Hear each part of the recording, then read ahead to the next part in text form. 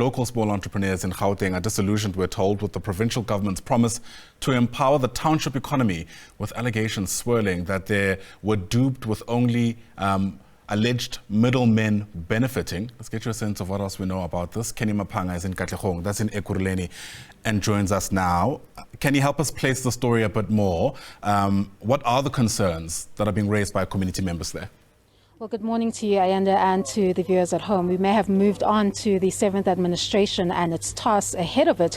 However, there is a dark cloud over the previous work of the 6th administration, specific reference to the Gauteng government. You'll see behind me that there is a green spaza shop which speaks to the local township economy and the promises of empowering those different beneficiaries. What we understand now is that there is an allegation emanating from the 6th administration is that there was this Mnoto fund, the Kasi Mnoto fund, that was supposed to empower these many entrepreneurs. We'll be showing you throughout the course of the day what the status of those spaza shops look like. However, it seems that those beneficiaries who have been waiting for that financial empowerment in order to empower themselves and their local businesses are still waiting, some up to a year. They haven't received that funding, and we're joined by Build One South Africa to help us make sense of the allegations that are emanating from this particular fund and this alleged middleman that has quote-unquote failed the many entrepreneurs of these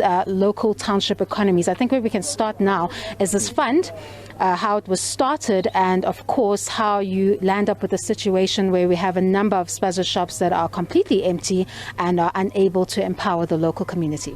Yeah, first and foremost, none of us can deny that at the forefront of any economic development must be the improvement of the township economy. What we cannot do, though, is use the township economy as a front for personal benefit of politicians, legislatures, all of that.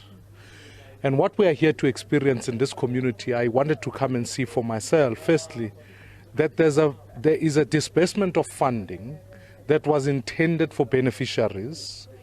And those beneficiaries are entrepreneurs in their own right. They are right here. They run spaza shops, they manufacture juices, they are tailors, with the promise that they can compete and be able to employ more people. But what is clear and evident is that that money has never made it to the beneficiaries. It is no different to what happened in Friede, when the money was set up to build some dairy farm, and then ultimately the money ends up with the Guptas. What we want to know in this story is who are the Guptas in this particular incident.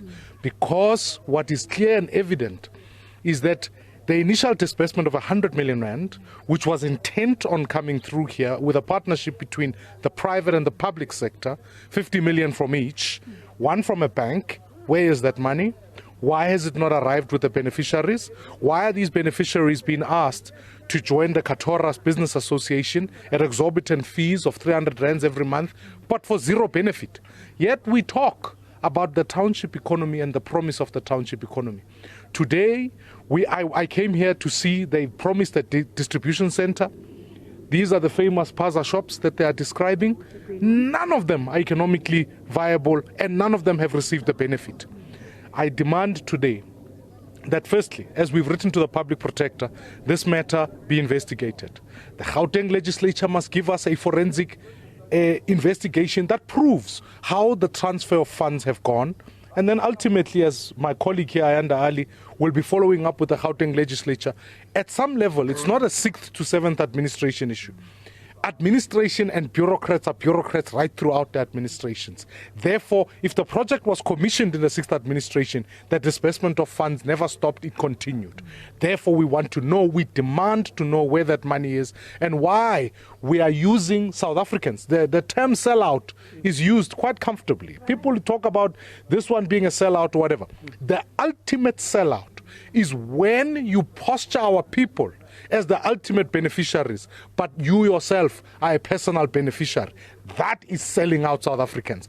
That is selling out the township economy. That is selling out citizens and entrepreneurs. Tomorrow we are going to wake up as townships become dormitories of unemployment, and yet money from the state was being dispensed to stimulate the township economy, which we speak so nicely about, but in fact we mean the township poverty rather than the township economy.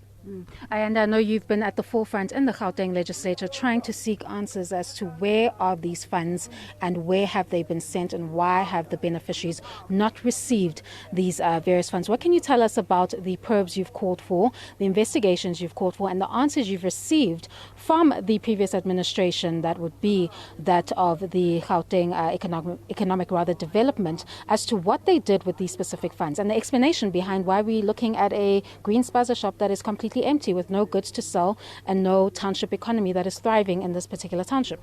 Thank you so much. I think firstly, I would like to congratulate these entrepreneurs who didn't just sit back and think to themselves, woe is me, I must just fold my hands in the face of great adversity and injustice. They stood up, they started businesses in a very difficult economic climate. Some of them have been battling with COVID. Some of them have been battling with unfair competition from those who have come into their area and have started spaza shops. So firstly, they stood up to do something. They were not looking for handouts. They were looking for a hand up. The second thing that they did is they said yes when government made a call to say, come to us, we will assist you. Government gave this project to Family Tree Holdings, who then partnered with the Qatar's Shop Owners Association. And their intention was to empower these very same people who stood up and said, we will make a difference in our community, we'll empower ourselves and we'll create jobs. But then when things took a turn for the worse, when they were being taken for a ride and made to open up bank accounts and pay exorbitant banking fees, and even had to close those accounts because they were in debt, when they decided that they're no longer going to go up and down to false training and workshop, when they decided that they're not going to stand and just have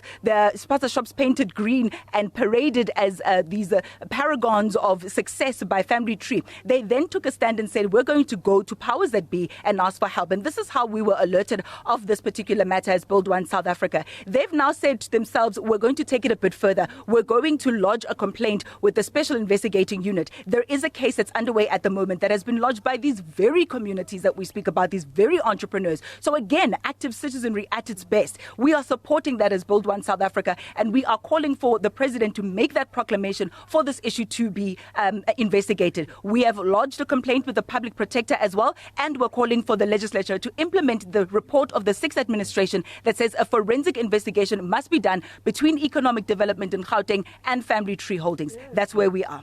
All right, thank you very much. That was a quick summary by Build One South Africa. Before we quickly wrap, Ayanda, I want to clearly show you this green spaza shop that would have been the beneficiary of such a program. We see we're at the Zotwa and Dudu tax shop that would have been a beneficiary here. As a part of that program, I want to take you inside so you can see the kind of situation we are looking at. As you've seen the Bosa leaders explaining that we're speaking about millions here, Ayanda, that would have been from the private sector as well as government to empower these various spaza shops. But as you can see, clearly the spaza shop has had to close down and has now not operating, so not much of a township economy thriving here in Katlehong. As you can see, they've had to close shop. A lot of the tools still here in the spaza shop to carry out that business. However, there are no funds. So a lot of questions for the previous administration as to what is happening with the Kasi Mnoto Fund, where did the funds go, and how are the beneficiaries going to be empowered?